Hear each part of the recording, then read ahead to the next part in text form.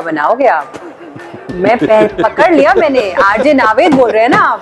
ओ भाई साहब, प्रतीक्षा, हाँ मैं नवेद बोल रहा हूँ। और ये अप्रैल फूल आप मुझे बना रहे थे? तुम्हारे लोकमत वाले जो है ना, ये कह रहे थे कि रुकिए, आ रही हूँ मैं आपसे मिलने।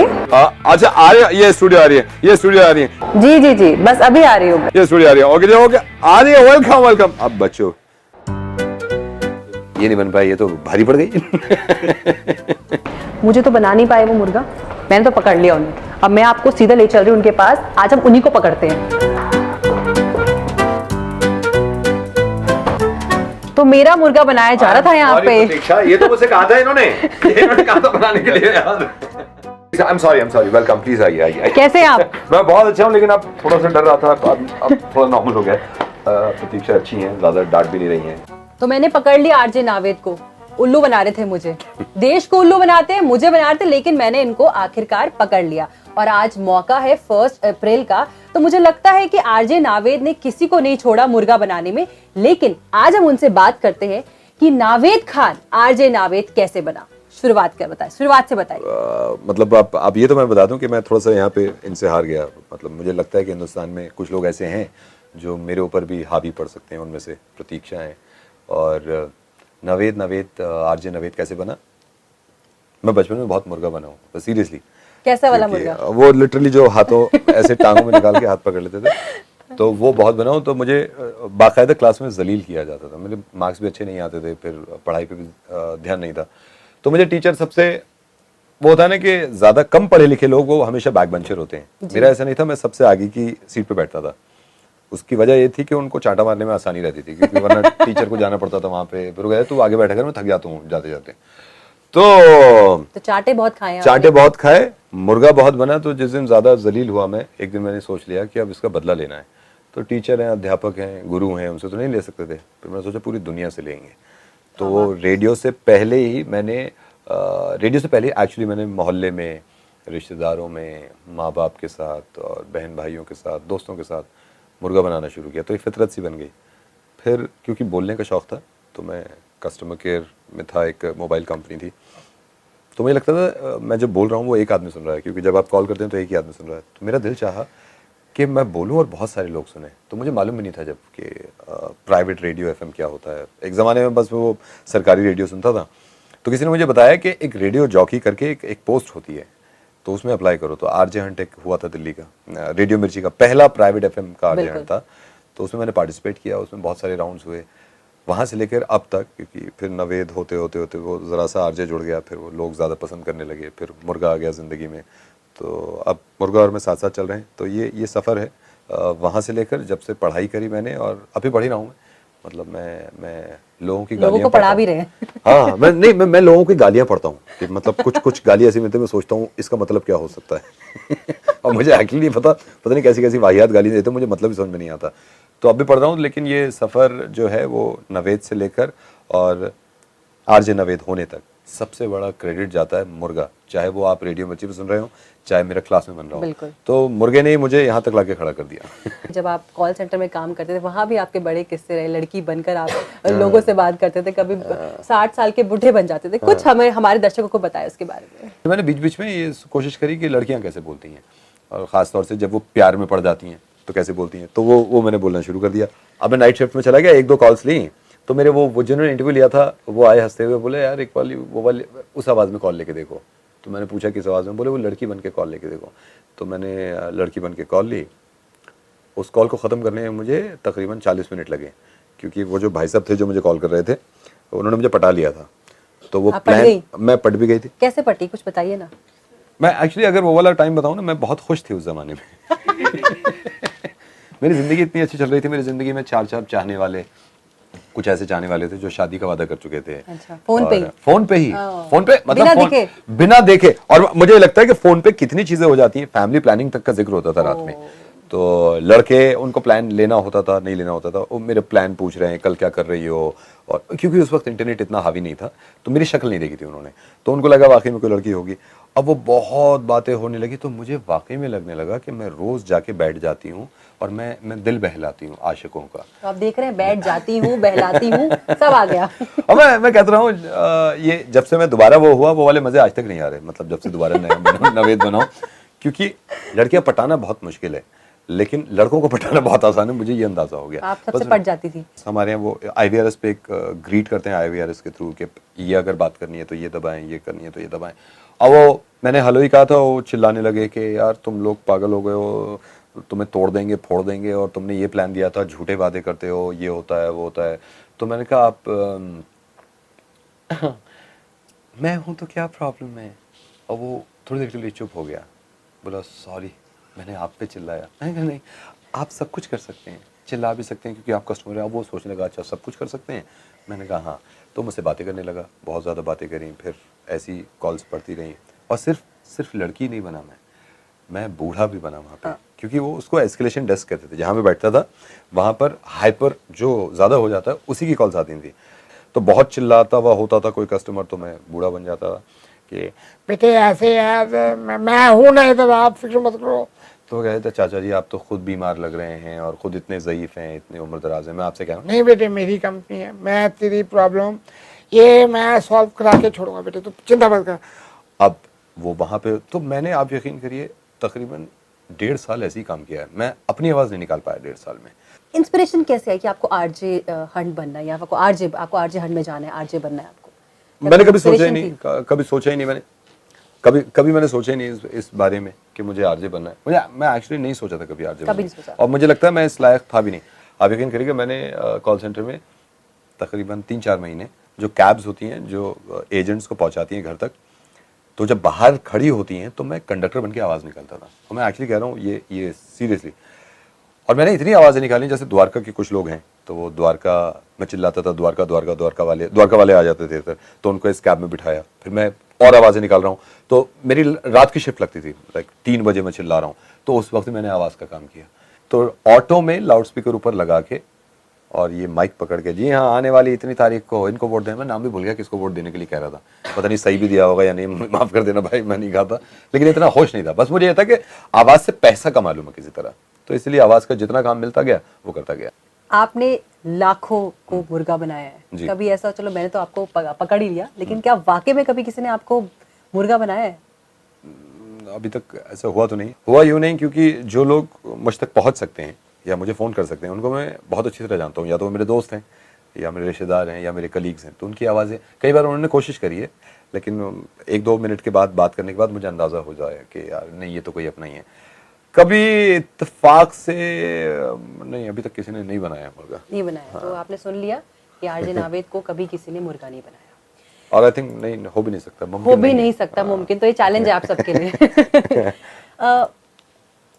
मिर्ची मुर्गे का कॉन्सेप्ट कैसे आया कि आपको क्या लगा कि मुझे मुर्गा बनाना है सबको? प्रैंक कॉल जो है मुर्गा, ये पहले भी हुआ करता था, मिर्ची पे ही नहीं, बाहर कंट्रीज में हुआ करता होगा प्रैंक कॉल, और होता ही था। बीच में काटूंगी आपको, लेकिन मुझे लगता है कि आपसे बेहतर कोई नहीं कर सकता है। पहले मैं शाम का शो करता था, दिवाली पे सिर्फ एक मुर्गा बनता था, मुझे ये भी नहीं पता था कि मुर्गा कहते हैं इसको, तो मैंने कहा यार ये चीज़ मैं करना चाहता हूँ। और आपको मालूम है ये कैसे मैंने शुरू किया? जब मुझे पता चला कि यहाँ प्रैंक कॉल करी जाती हैं तो मेरी खुशी और ज़्यादा बढ़ गई। तो मैंने सोचा यार मैं तो इसी में माहिर हूँ। जब इन्होंने कहा कि तुम शो कर लो तो मैंने कहा ठीक है मैं कर लेता हूँ। तो हमारे यहाँ ढाबा है एक बराबर में, पहले हम यहाँ नहीं थे नोएडा में, पहले हम ओखला में थे, तो वहाँ पे एक ढाबा था, तो मैंने उसको ऑर्डर किया था। तो ये कंसोल से मैंने फ़ोन किया और उसको कहा, मैंने कहा कुछ ऑर्डर लिखवाना है भेज देना। तो कहने लगा हाँ जी बोलिए। तो मैंने कहा एक दाल मखनी दे देना, मक्खन मत डालना। तो बोला दाल मखनी मक्खन ना डालूँ? मैंने कहा हाँ दे दो। मैंने कहा एक राजमा चावल दे दो विदाउट राजमा। तो कहने लगा क्या बकवास कर रहा हो? तो मैंने सारा मेन्यू ऐसे ही पढ़ दिया कि ज़ीरा राइस दे दो, ज़ीरा बिल्कुल ना हो। तो इस तरह का वो कहने लगा क्या बात कर रहा है बकवास। तो वो लोगों को अच्छा लगा। ये फर्स्ट प्रैंक कॉल था मेरा मुर्गा। मुझे खुद ज़ाती तौर पे इतना अच्छा लगा क्योंकि मुझे बहुत मज़ा नहीं आया था। फिर दूसरा और अच्छा लगा, तो इन्होंने कहा अब दिवाली पे नहीं, अब तुम दिवाली, होली, ईद, बकरा ईद, रक्षाबंधन सब पे बनाओ जितने फेस्टिवल आएंगे। फिर जब और अच्छा लगने लगा, इन्होंने कहा यार फेस्टिवल तो बहुत दिन में आते हैं, तुम एक काम करो वीक में हर हफ्ते बनाया करो। फिर जब और अच्छा हुआ तो कहने लगे रोज बनाओ। फिर और अच्छा होता अच्छा लगा, बोले यार दिन में कई बार चलाओ। फिर और अच्छा हुआ, इन्होंने कहा सिर्फ दिल्ली क्यों, मुंबई चलाओ, कानपुर चलाओ, इधर उधर चलाओ। फिर बोले सिर्फ रेडियो क्यों, इंटरनेट पे भी डालो। तो होते होते होते लोगों के व्हाट्सएप, जेब, कान मान सब जगह पहुंच गया। एक्चुअली रेडियो पे किसी चीज को सस्टेन रखना बड़ा मुश्किल हो जाता है। बिल्कुल। मुर्गा पिछले 12 सालों से कंटिन्यूसली चल रहा है। बिल्कुल। आपका मैं एक जगह और इंटरव्यू पढ़ रही थी, आपने बड़े अलग ही अंदाज में एक कस्टमर की करके दिखाया था। हाँ, ये मैं बता दूं, ये हुआ था। तो जिस दिन मेरा पहला दिन था उस दिन वो कहने लगे कि आप एक सीनियर के साथ बैठेंगे, तो उसको मॉक कॉल कहते हैं कि आप सीनियर आपको बताएंगे कैसे प्लान बेचते हैं क्या है। तो मैंने कहा ठीक है। तो मैं उनसे जब मिला तो वो अच्छे खासे इंसान से, मैंने कहा कैसे हैं आप, वो कहने लगा ठीक है आपका फर्स्ट डे है। मैंने कहा फर्स्ट डे है, चलिए बैठिए देखिए मैं कॉल कैसे लेता हूँ। और नॉर्मल बात कर रहा है। तो जैसे उसने कॉल डायल करी, वहाँ से हेलो बोला किसी ने, अभी इंसान अच्छा खासा, इसको सडनली कुछ हो गया हेलो सुनने के बाद, वहां से हलवाई इसी शुरू हो गया। सर वेरी गुड मॉर्निंग, अगर आपके पास 2 मिनट हो तो हमारा एक बेहतरीन प्लान है, मैं आपको समझाना चाहता हूँ, जिसमें आउट गोइंग फ्री की इनकमिंग फ्री होगी, क्या आप मुझे समय दे सकते हैं? और मैं उसको मुंह देख रहा हूँ, मैंने कहा ये ऐसे क्या हो गया, और पूरी बात कर रहे हैं। सर धन्यवाद आपका, मैं धन्यवाद करना चाहूंगा हमारी कंपनी से जुड़ने के लिए। अब फिर मैं जैसे इसने कॉल काटी, मैंने कहा ये कैसे बोल रहे थे, बोला ऐसे ही बोला जाता है। तो मैंने कहा भाई तू घर पे भी ऐसे ही बोलता है क्या? मम्मी खाने में क्या बनाया है? अगर आप राजमा चावल बना रहे हो तो मैं आ रहा हूँ, वरना मैं बाहर ही खा लूंगा। उसे मुझे अंदाजा हुआ प्रतीक्षा के हम कहीं ना कोई चीज ऐसी वो होते हैं ना भेड़ चाल, कि जो किसी ने कर दी उसी को फॉलो करते रहते हैं। और सिर्फ ये कस्टमर केयर की बात नहीं है, ये रेडियो की भी बात है। क्योंकि उस जमाने में जब मैं रेडियो सुनता था, वही वाला रेडियो आज तक ऐसा आकाशवाणी सुन रही है। हाँ। और इतने, मैं एक बार गया था वहां पे, शौक था मुझे देखने का, तो मैं वहां गया था, जो साहब रेडियो कर रहे थे, तो वो अगेन वो नॉर्मल थे वैसे, जैसे उन्होंने माइक ऑन किया, अब उनके सडनली एक आत्मा सी आ गई, इतनी भारी आवाज, और जैसे गाना खत्म हुआ, आवाजें थी मोहम्मद रफी की, सुरों को संवारा था लता मंगेशकर ने, गाने की फरमाइश करी थी मुरादाबाद से पिम्मी रिम्मी और उनके मम्मी पापा ने। चलिए चलते हैं अगले गाने की तरफ, माइक बंद करके। और बताइए ना सब क्या हाल है? तू ऐसे क्यों बोल रहा है भाई, अब बाकी नहीं बोल रहा था जैसे तू है। तो वो जो एक झूठी तस्वीर हम दिखाते हैं ना रेडियो पे, और रेडियो पे नहीं दिखा सकते आप अगर 2 दिन शो करें तो चल भी सकता है, आपको अगर सालों शो करना हो तो कहाँ तक झूठा साबित कर सकते हैं आप? तो आप वही रहें जो आप हैं। मतलब मैं तो कभी कभी रेडियो पे बोल देता हूँ कि अगला गाना सुनिए, मैं जरा वॉशरूम होके आ रहा हूँ। तो क्यों ना करें कि हम इंसान हैं। वो लोग खांसते नहीं, मैं कभी कभी खांसी आती है, मैं खांस देता हूँ, नेचुरल हूँ। तो मुझे मजा भी आता है। जैसे मैं गाना चलाया मैं कहा ये गाना सुनिए, मैं जरा टॉयलेट होके आ रहा हूँ। तो जब वापस आता हूँ तो लिसनर ही पूछते हैं मुझसे और कैसा रहा? तो मैं कहता हूँ हाँ यार सही रहा, पेट को खराब हो रहा था मेरा, लेकिन एक कनेक्शन बनता है कि हाँ कि ये इंसानी है, इसको भूख भी लगती होगी, ये टॉयलेट भी जाता होगा, ये चल के ही आता होगा। वो जो दिखावा करते हैं ना लोग, के खामखा का दिखावा जो है, ज्यादा पढ़ा लिखा नहीं था तो नहीं था मैं, और ज्यादा तमीज से बात नहीं करी जाती तो नहीं करी जाती, ज्यादा गाँव से हैं तो गाँव से हैं। तो मैं यही कहता हूँ कि भाई जैसे हो वैसे रहो प्लीज, और जैसे हो वैसे नहीं रहोगे, मैं सीरियसली तुम्हारा मुर्गा बना दूंगा, क्योंकि मुझे पता है तुम अंदर से कैसे हो, और वो अंदर का इंसान निकालना बहुत जरूरी है। तो आप कौन से गांव से हैं? मैं एकदम जाना जरूरी है हमारे लिए। हाँ, यूपी में एक डिस्ट्रिक्ट बुलंदशहर है, और डिस्ट्रिक्ट में भी नहीं, डिस्ट्रिक्ट बुलंदशहर में एक बहुत ही आगे चल के बुगरासी करके एक गाँव है। तो यहाँ से मेरे वालिद साहब हैं, मैं पैदा तो यहीं हुआ हूँ दिल्ली में, लेकिन मैं जाता रहता हूँ। तो मेरे वालिद साहब की जो ज़ुबान है, जो वहाँ के गांव के लोगों की ज़ुबान है, मेरी आदत थी घर में उसी तरह बोलता हूँ मैं, तो उससे शर्मा रहा था मैं। तो वहाँ की गांव की बोली, मैं आपको एग्जांपल देता हूँ, मैंने टाइटैनिक की स्टोरी अपने गाँव की बोली में बोलनी बता दी, और वो पूरी टाइटैनिक की स्टोरी लोगों को इतनी पसंद आई, क्योंकि मैंने वो सारी चीज़ें टाइटैनिक में डाल दी जो मेरे गाँव में हुआ करती थी। मिसाल के तौर पर मैंने ऐसे शुरू किया था, और मुझे याद है मैं इसी स्टूडियो में शुरू किया था, यहीं पर बैठ के। पहली बार मैं माइक पे ऐसे गया था टाइटैनिक के दिखाने, यू लक्कड़ की इतनी बड़ी नौका बना दी है, और कप्तान साहब कह रहे डूबने को ना हो ये जहाज। मैं कह रहा हूँ जब तुझे गधे के बच्चे यूँ पता था कि डूबने को ना, या कर टेस्ट ड्राइव लेके आ जाता, तेरे कॉन्फिडेंस के चक्कर में कई हजार लोग मार दिए। अब टाइटैनिक में हमारे लॉन्डो जैक बैठा हुआ है, और वाह के साथ छपरिया बैठी है। जैक कह रहा टाइटैनिक में सबसे आगे आके हाथ चौरा ले छपरिया। केट विंसलेट कह रही मैं ना चौरा रही, मेरे तो बगल के बाल बढ़ रहे हैं, अगर सब देख लेंगे तो कितनी शर्म आ गई, आगे चल रहे हैं। और मैंने एक्चुअली ये जब बोला, लोगों ने कॉल करनी इतनी शुरू कर दी। और यकीन करिए, क्योंकि मैं ये घर की बातें बताता नहीं था लोगों को कि हमारे गांव में क्या क्या होता है। जब बताने लगा तो लोग कहने लगे यार रोज बताया करो, तुम्हारे टाइटैनिक को बताया तुम्हारे गाँव में क्या होता है। तो मिसाल के तौर पर एक दिन छपरिया कह रही जैक से, जैक मैं तो बोर हो रही हूँ, क्या करें, कोई खेल बता दे। जैक कह रहा हो वो खेल हैं, चल गुड़ चिपक चिपक मक्खी भिनक भिनक, सारी चीज। और ये इतना उस वक्त फट्टो कहता था मैं से, क्योंकि मेरी फाइट ये थी कि जब जहाज सिंक हो गया तो एक बोट बचा हुआ था, उसको मैं फट्टो कहता था कि छपरिया हमेशा उस पर क्यों बैठती रहती थी, थोड़ी देर उसे भी बिठा लेती तो खुद पानी में आ जाती है ना। तो ये तो हमने बात करी आपके मिर्ची मुर्गा के जो आप प्रैंक कॉल करते हैं, ऐसे कई प्रैंक्स में आप एक सोशल मैसेजेस भी देते हैं, जैसे आप लोगों को कहते हैं कि आप ऐसे करें वैसे करें, तो ये कैसे आपके अचानक से प्रैंक से सोशल मैसेज पे आप कैसे पहुंचे? हाँ, थोड़ा सा लोगों को अजीब सा लगता है कि प्रैंक कॉल में सोशल मैसेज कैसे हो सकता है, कोई ऐसी बात कैसे कर सकता है कि कोई कायदे की बात कर ले।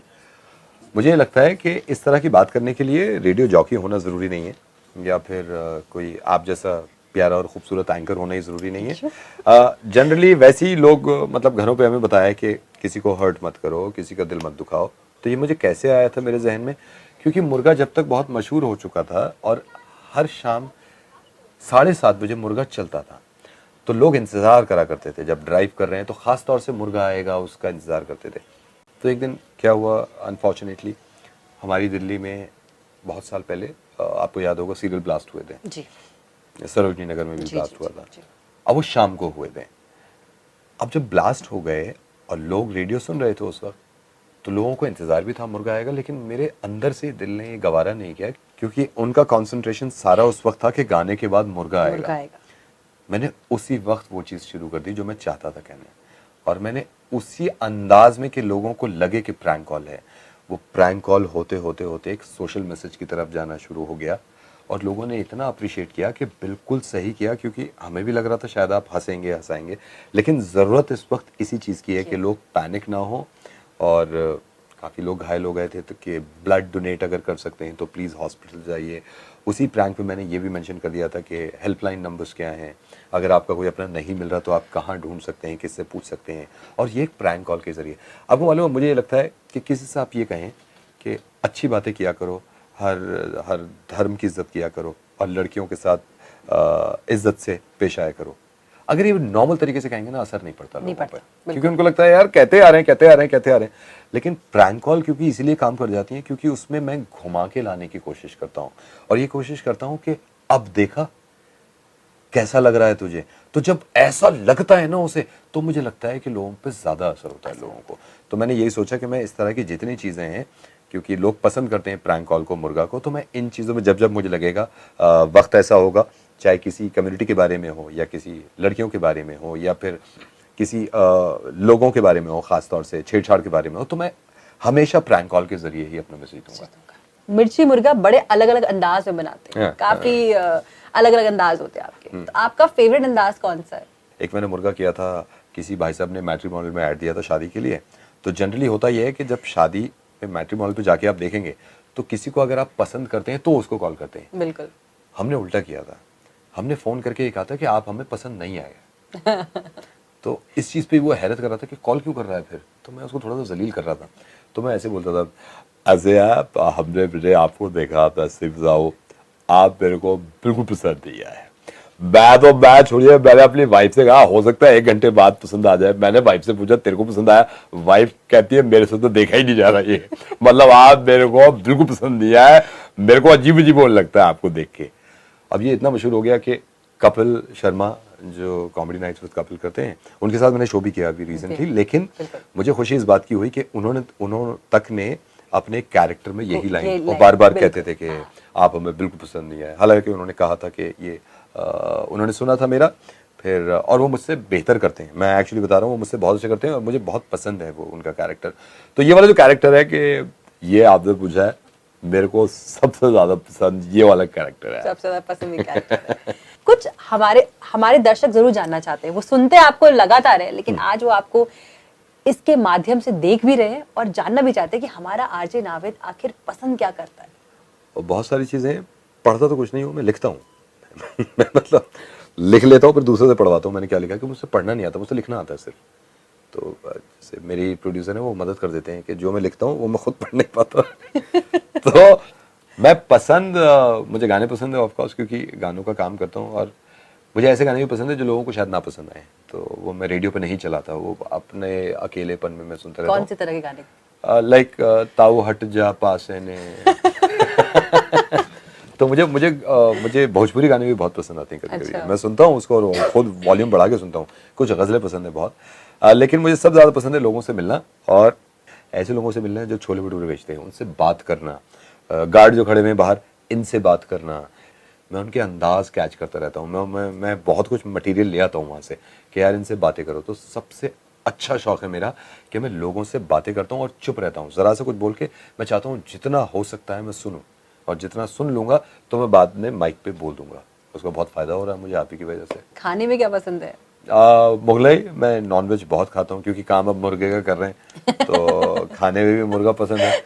तो मैं खाने में बिरयानी, कोरमा खास तौर से, और मैं पुरानी दिल्ली खाने जाता हूँ। मतलब पुरानी दिल्ली आप पता नहीं कितना गई हैं। नहीं, हमारे सर भी जो है वो पुरानी दिल्ली अच्छा, के ही पुरानी दिल्ली से हैं। तो बिल्कुल। मैं दो चार आपको बताता हूँ, आप प्लीज मेरी वजह से चले जाएगा। एक तो असलम चिकन कॉर्नर है, प्लीज असलम पे जाके खाना खाइएगा।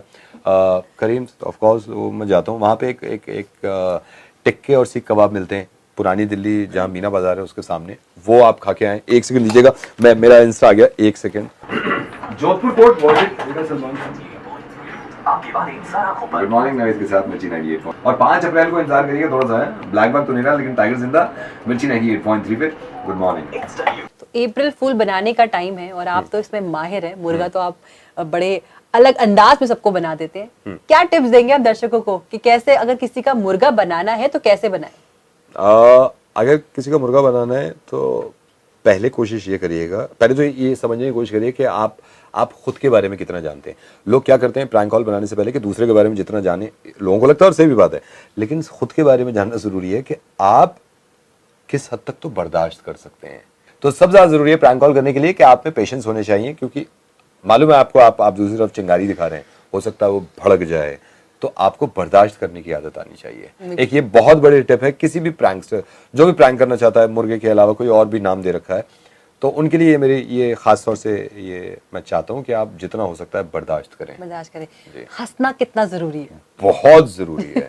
मैं कभी कभी अननेसेसरी, मतलब लोग, अब इतनी आदत पड़ गई है तो मुझे डर लगता है कि मेरा बाय डिफॉल्ट हंसना निकलने लगा है। तो कभी कभी मैं डरता हूँ कि कोई ऐसा ना है कि यार क्या हाल चाल है नवेद, मैं कहूँगा तू बता क्या हाल चाल है, कुछ नहीं पापा एडमिट है ICU में। अच्छा कब? तो मैं सोचता हूँ पहले सुन लूँ कि ये क्या कह रहा है, वरना मैं हर बात पे हंसने लगा था। लेकिन मुझे हंसने से मजा आता है। लोग कहते हैं कि आप हंस ही नहीं रहे आज, जैसे मैं नॉर्मल बात कर रहा हूँ रेडियो पे, तो लोग कहते हैं फोन करके हंस क्यों नहीं रहे, तो मैं एक दो लाफ्टर उनको दे देता हूँ ऐसी, मतलब माइक ऑन किया, गाना चलाया, हंस दिया। मैंने कहा सिर्फ कोई बात नहीं करनी, हंसने आया था, बस आके चला गया। दूसरों को हंसा के हाँ, बहुत बहुत सुकून मिलता है। मतलब दूसरे अगर खुश है मेरी हंसी से ही, तो उसकी वजह भी ना हो, मैं हंसता रहूंगा।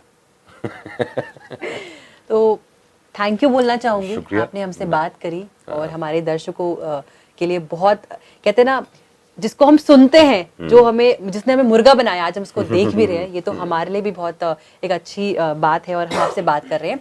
तो बिल्कुल आपका RJ नावेद, जिसने आपको मुर्गा बनाया, वो आज हमारे साथ थे। इस वीडियो को लाइक करें, कमेंट सेक्शन में हमें जरूर बताएं और ज्यादा से ज्यादा इसे शेयर करें। आप भी बोलेंगे जरा? प्लीज इस कमेंट को लाइक करें और शेयर करें जितना हो सकता है, और इनके चैनल को देखते रहिए, और अपना नंबर छोड़िए कमेंट सेक्शन में, ताकि आपने अगर शेयर ना किया तो आपको मुर्गा तो बना सके हम, कम से कम नंबर होना चाहिए हमारे पास।